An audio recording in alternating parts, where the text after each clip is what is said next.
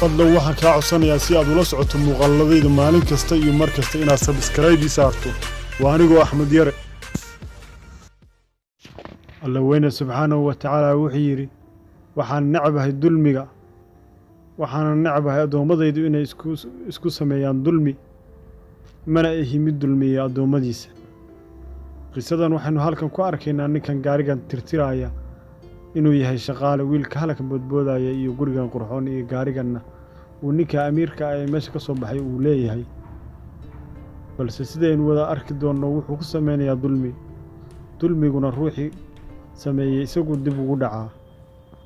waa u yimi wuxuu yiri waxaan u baahnaa mushaharkaygii waxaan iga xanuunsan wiilkaygii baa iga xanuunsan marka waxaan ku siinahay ma jirto problemkii buuq ila dhaaf waa uu ka tagay isagoo murugaysan kana waa kan daaqadu iska dejiyay wiilkiisu la hadlay wuxuuna ku yiri aabay maqal guriga ka bixin buu ku yiri wuuna baxay ninkan waa murugaysan yahay ninkan uu shaqeeyaa oo tacab iyo tabarba ka sugaya waxaana ka xanuunsan wiilkiisa yarka ahaa kana wiilkiisa halkaas u boodboodaya balse nasiib xumo waxa ah ninkii waa iska baxay muddo yar ka bacdi wiilkii meesha kubadda ku boodboodayay waxa ku dhacay meeshii buu ka dhacay wuu jabay madaxa burburay cisbitaal baana loo qaaday oo la dhigay waxaa soo noqday aabihii isagoo iska harrogoonaya gurigii buuna soo galay isla markiiba wuxuu indhaha ku dhuftay kubaddi iyo meeshii dhiig yaal gaarigu ka soo degay ya Cabdullah wuu dhawaaqay degdeg buu gudii ku galay mise ma joogo meesha cid joogto ma leh oo uu soo noqday wiilkii shaqaalaha buu yimi wuxuu yiri mee wiilkaygi maxaa ku sameysay wiilkaygi yaa qaatay wiilkaygi telefoon buu qabsaday waxbuu cid buu la hadlay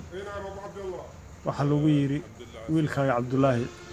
aad buu xanuunsanayaa madaxa wax kaga dhaceen isbitaalkuuna hadda jiifaa arrinadu naxdin badan ninkii isla markiiba wajigiisa ku isbedelay wuu weydiiyay isbitaalkee weeye caluu yiri isbitaalka dawladda weeye hadda imaanaya buu yiri isagoo wax yar wuu dhaqaaqay isbitaalka buu tagay ninkana shaqadiisu sii watay markuu isbitaalka tagay dib ayuu u fakiray wuxuu sameeyay wuxuu ogaaday inuu dulmi kula kacay ninkii u shaqeynayay uuna mushaharkiisa ka cunay isagoo wiilkiisa ka xanuunsan yahay ninkana wiilkiisu markaa uu bad qabay oo uu soo noqday waa uuna raali geliyay wuxuu yiri waan ka xumahay wixii dhacay mushaharkaaga mar kasta iyo maalin kasta waa qaadanaysaa waad xaq u yeelatay cunuggaagana Allah ku caafiyo kana wuxuu yiri waa iska caafiyay